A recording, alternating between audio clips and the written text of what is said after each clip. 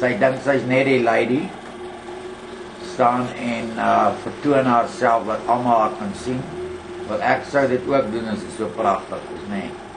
Daar kom Petrus aangehardloop. Nee. Okay, dis reg. Ja, Petrus is in die middel, regs is Vannie, links Leonie. Daar wys Petrus hoe sterk hy is. Ek wonder of hy vandag nog so brek was in muscles.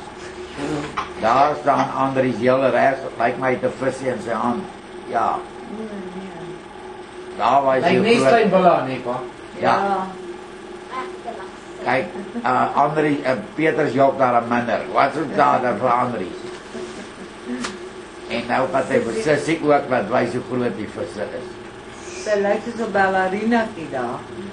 Ja, nee, sy ballerina. Maar mens kan sien Andries wat hier voor. Nou, daar sit Willie eerste, dan sit Henny Deeflits en dan sit Pinky en daar sit Charlotte in die koelte. Daar is Henny weer met sy donker bril. En dit is nou afgeneem, daar lê oom Willie lekker in slaap. Klein Japie wat jou voorloop.